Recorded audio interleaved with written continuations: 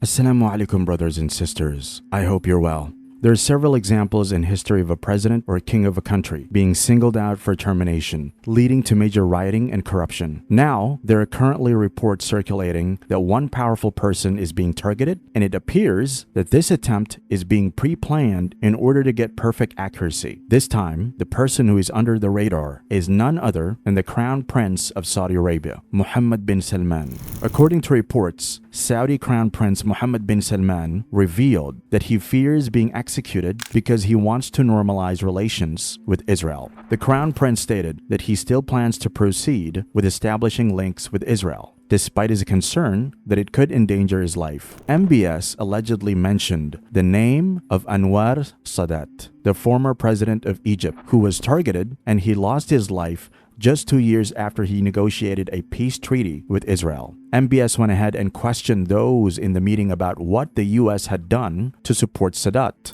indirectly asking them for protection as he himself was fearful of his life. The possibility of such attempt was reportedly used by the Crown Prince to justify the inclusion of a true path to a Palestinian state and any normalization agreement between Riyadh and Jerusalem, something that the current Israeli government openly rejects. So it means either the MBS really cares about Palestine and therefore he is giving excuses to the US officials to urgently work on the inclusion of a separate Palestinian state in the Israel-Saudi normalization deal. Or it may be that it is true that he is fearful for his life and therefore he wants the creation of the Palestine state so that his life gets saved. Well, in that case, there is another option that he can opt for, and that is not to go ahead with this normalization deal at all. Because even if MBS is stating that a Palestinian state is crucial for the safety of his life, then neither Israel nor the US shows any interest in granting him his wish. But it doesn't appear so, as MBS seems adamant in the continuation of the deal because he considered that the normalization deal between Israel and Saudi Arabia with the US as the mediator is in fact a deal crucial to his country's future. Another thing here worth noting is that MBS is not asking for the Palestinian state to ensure freedom and safety for the Palestinians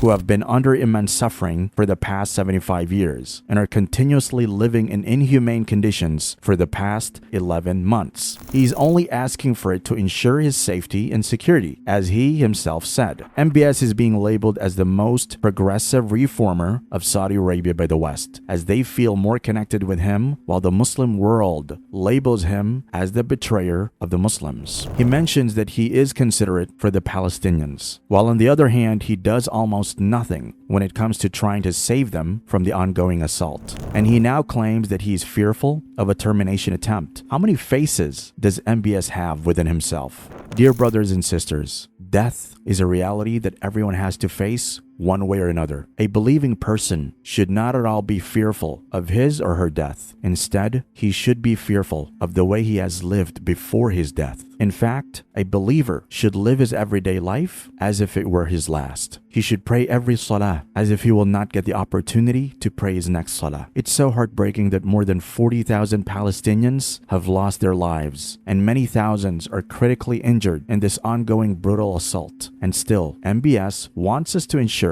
the safety of his own self so that he may continue with his deal with those hands that are dipped in the blood of the Palestinians. May Allah save us from hypocrisy. May Allah end the sufferings and unenduring pain of the Palestinians. Ameen.